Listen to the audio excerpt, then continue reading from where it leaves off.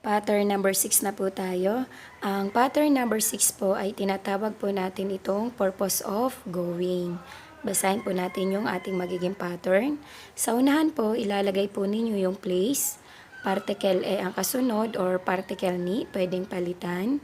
Tapos verb po dito. Ang verb po natin ay manggagaling sa group 1, sa group 2 at saka sa group 3. Pero sabi dito, tanggal mas. Tatanggalin mo yung formula. Ang matitira lang ay verb stem. Tapos, noun. Yung noun naman ay manggagaling sa group 3. Pero, ang tatanggalin mo, shimas. Sabi niya, tanggal shimas. Diba yung group 3 natin ay noun plus shimas. So, tatanggalin natin ang shimas para makuha natin yung noun. Ngayon, kung ayaw po nating tanggalin yung shimas, mapupunta po tayo dito sa verb. Mas lang ang matatanggal sa kanya. Papasok po siya dito sa verb. Tapos po, pagkatapos niyan, susundan po siya ng particle ni. Tapos, pwede mong sundan ng verb na ikimas, kimas, kairimas. Ang ikimas pupunta, ang kimas darating, ang kairimas ay uuwi. Pwede rin po yan maging past tense, pwede rin maging tie form. Pwede rin pong maging negative po yan. Yung mga formula, pwede po yan mapalitan. Hindi lang po siya nakafix sa mas.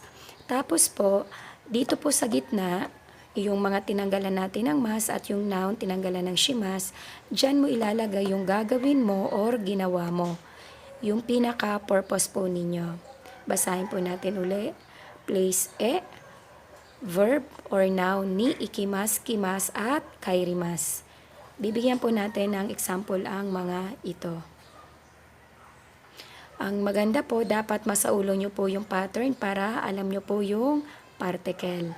Kasi po, baka malito po kayo sa particle kapag hindi nyo po sinaulo yung pinaka-pattern po natin.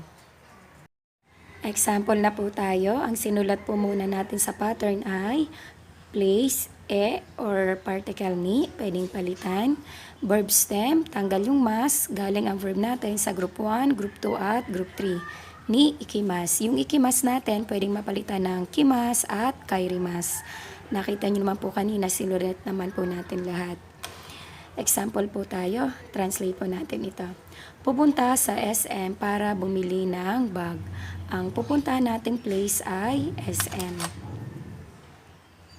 SM, tapos susundan ng particle e na lang po kasi ang nasa libro nyo ay particle e. Pwede po siyang particle ni.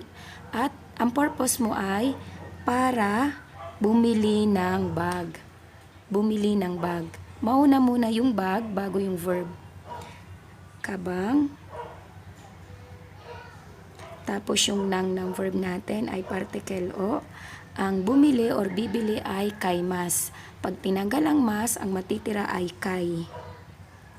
Tapos, sundan na siya ng particle ni. Dahil pupunta, ikimas tayo. Basahin po natin. SME, kabang o, kay ni, ikimas. Pupunta sa SM para bumili ng bag. Next po. Pupunta sa Japan para magtrabaho. Ang lugar na pupuntahan ay Japan. Nihon. Tapos yung ating particle e. Para magtrabaho. Yun po ang purpose mo. Magtrabaho. Ang magtrabaho po ay hatarakimasu. Tanggalin ang mas. Ang matitira ay hataraki na lamang po. Tapos ni. Dahil pupunta, ikimas lang tayo. Kasi si kimas darating, ang kairimas ay uuwi. Basahin po natin. Nihon e hataraki ni ikimas. Pupunta sa Japan para magtrabaho. Ito po yung mga pinaka-purpose po natin. Yung mga nasa gitna. Kaya dapat po sa ulado ang pattern kasi iba't ibang particle po ang lumalabas.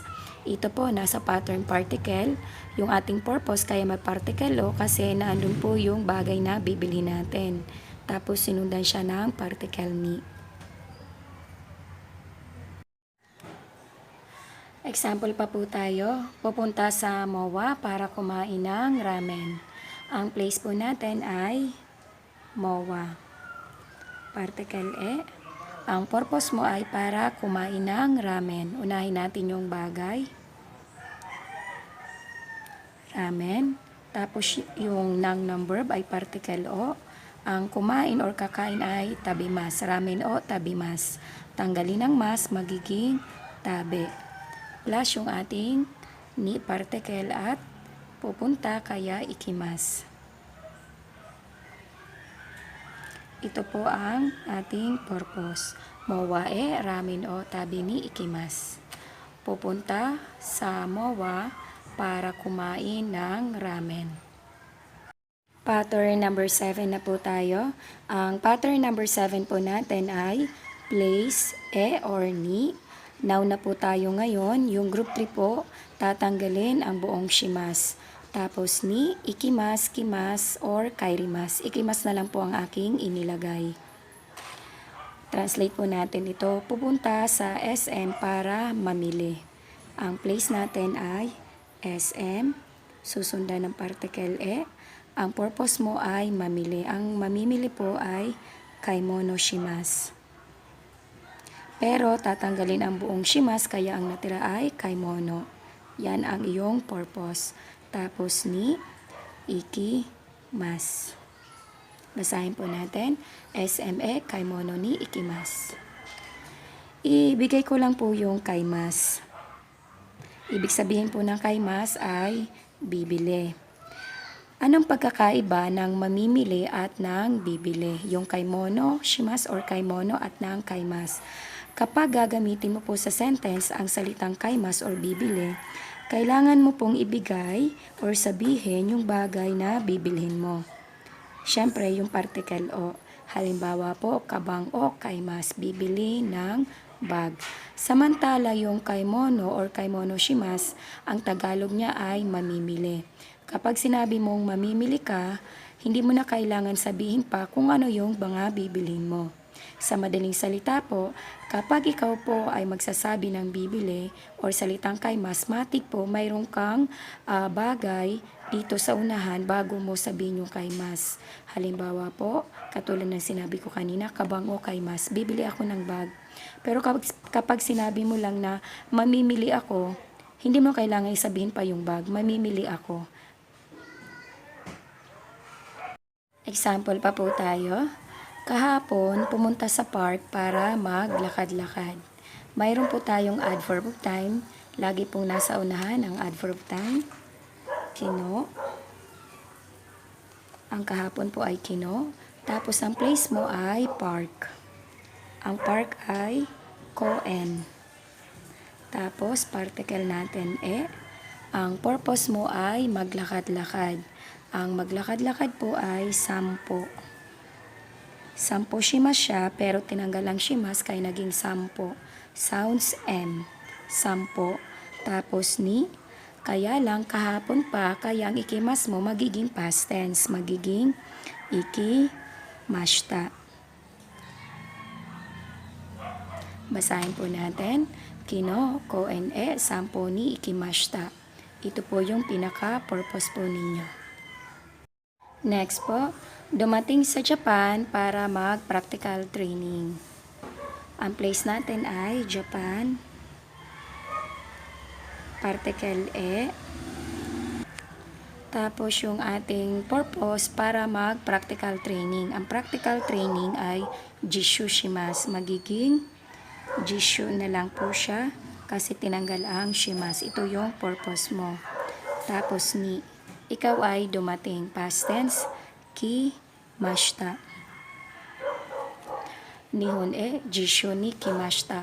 Dumating sa Japan para mag-practical training.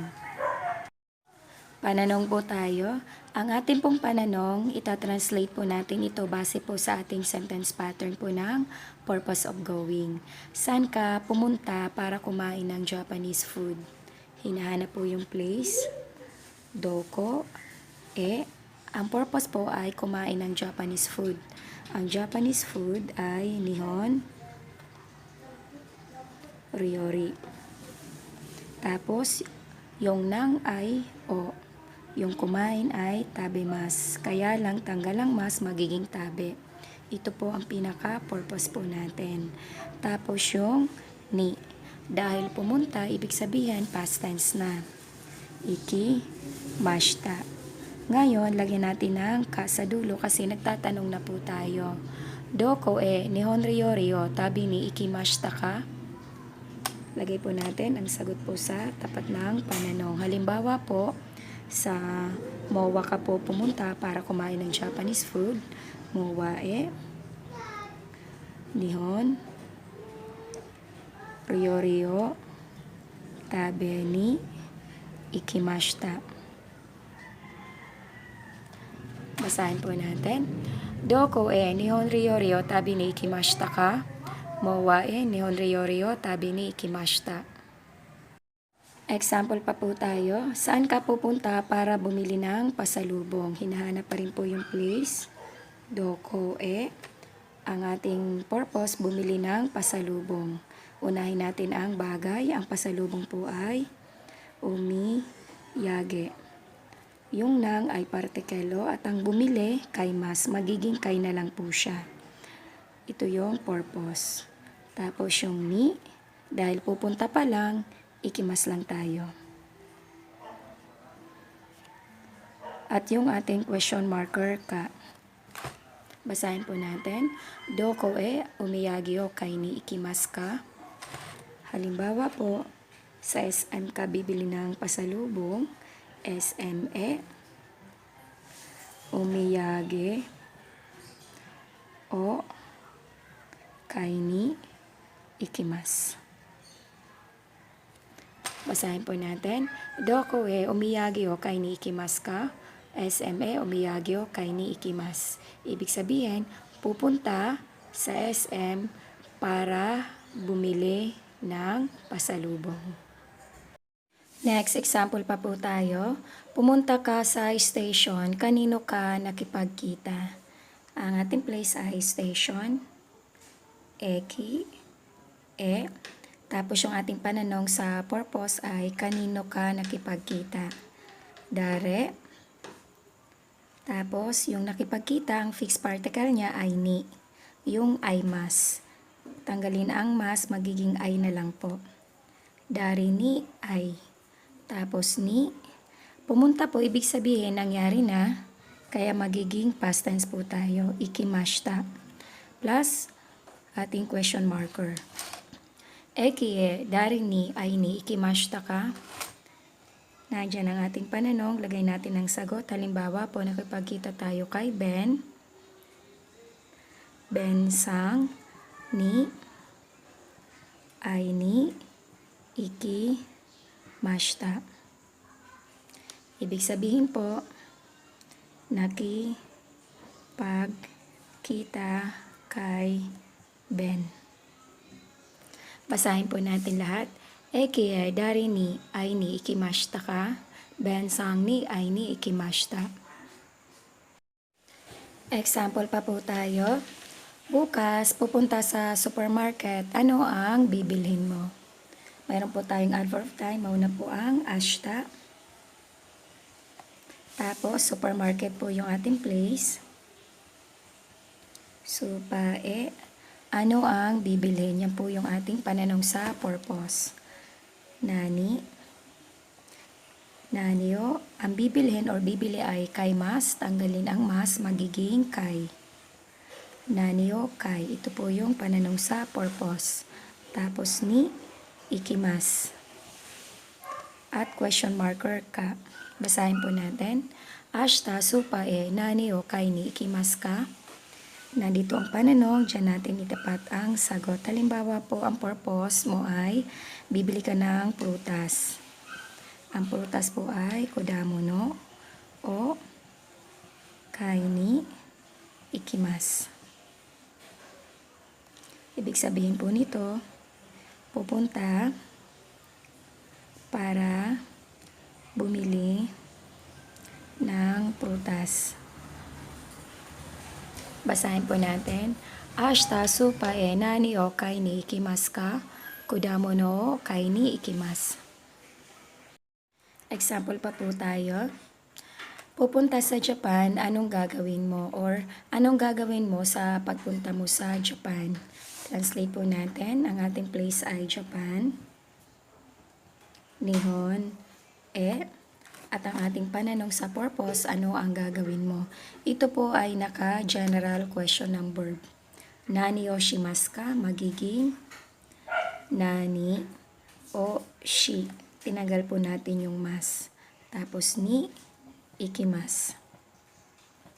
Maglalagay lang po tayo ng ka. Basahin po natin. Nihon nani o shi ni ikimasu ka? Kapag sinabi pong general question ng verb, ang pwede nyo pong isagot ay pwedeng galing sa group 1, group 2 at group 3. Halimbawa, ang purpose nyo po ay magtrabaho sa Japan, hataraki mas. Tanggalin daw po ang mas, magiging hataraki. Tapos ni, ikimas. Ibig sabihin, pupunta para magtrabaho. Next po, halimbawa naman po, ang purpose po ninyo ay mamili or mag-shopping. Kaimono ni ikimas. Pupunta para mamili. Ngayon po, halimbawa, kasi po, noun po ang binigay nyo dito, yung group 3, gusto nyo pong gawing verb, pero group 3 po siya, tatanggalan nyo lang po ng mas. Ulitin po natin si kaimono. Shi po ilalagay natin. Tinanggal lang po natin yung shimas. Tapos ni ikimas. Kaimono shi ni ikimas. Ito po yung group 3 po natin na noun lang na tinanggal po natin lahat ng shimas. Ito naman po yung sa ating verb na group 1, group 2, group 3 pero mas lang po ang tatanggalin natin. Ngayon po sinulat ko po siya para makita nyo po na yung nani o shi ni ikimas ka, yung general question ng nani o shi, kapag ibang grupo po ang inyong sagot, group 1, group 2, hindi nyo po makukopya si shi. Pero kapag group 3 po, makukopyahan nyo po yung shi. Pero kapag noun ang binigay mo, syempre po, matatanggal po yung buong shimas. Kaya magiging kaimono na lang. Noun na lang po ang nakasagot po rito. Basahin po natin. Nihon nani o shi ni ikimasu ka? Hataraki ni ikimasu. Kaimono ni ikimasu or kaimono shi ni ikimasu. Basahin po natin ito. Place ni hairimasu. Enter po. Particle ni po siya. Pakitandaan po ang hairimasu ay fixed particle ni. Example, heya ni hairimasu. Papasok sa kwarto or sa room. Next po, place o dimasu. Naka-fixed particle din po ito kung saan nakalagay po yung place kung saan ka po lalabas. Halimbawa po, heya o dimasu. Lalabas ng room. Next po, noun ni norimasu. Pag sinabing norimasu ay sakay. Halimbawa po, bus ni norimasu, sakay ng bus. Kung ano po yung sinasakyan nyo, lalagay nyo lang dito. Tapos norimasu po, fixed particle ni din po yun. Next po, noun o orimasu. Pag sinabing orimasu, get off or bababa ka. Dito naman po yung mga noun na kung saan ka po bababa. Halimbawa po, bus o orimasu. Bababa ng bus. Mga fixed particle po sila, kaya po pakitandaan na lang po. Basahin po natin ito. Nani ka, ang ibig sabihin ay may something. Example po, anata wa nani ka nomimasu ka? May iinumin ka ba? Kapag ang sagot niya halimbawa ay hi, kohi o nomimasu. Opo, iinom ng kape. Kapag nagtanong ka po ng nani ka, wala ka pong idea kung may iinumin ba siya or wala. Kung paano nyo po gamitin yung may sa Tagalog, same lang po sa Nihongo. Halimbawa po, may kinain ka ba? Nani ka, tabimashita ka? Next po, dari ka, ibig sabihin ay may, someone naman po siya. Example po natin ay, heya ni dari ka imasu ka? Wala kang idea kung may tao ba doon or wala. Halimbawa ang sagot niya, hi, Ana san ga imasu. Opo, naroon si Ana. Yung imas po ay sa tao natin ginagamit sa living things. Tapos po, dito minsan nilalagyan ng particle ga. Merong ga or wala, okay lang. Halimbawa, dari ka ga, imas ka. Next po, doko ka, may pa rin ang Tagalog, somewhere. Example po tayo, ashita doko ka e ikimasu ka or walang e, ashita doko ka ikimasu ka. May pupuntahan ka ba bukas? Wala akong idea kung may pupuntahan ka po ba or wala. Halimbawa, ang sagot mo ay, Hi, supa e ikimasu. Opo, pupunta sa supermarket. Yung particle e, pwede po siya maging particle ni. Halimbawa, ashita doko ka ni ikimasu ka?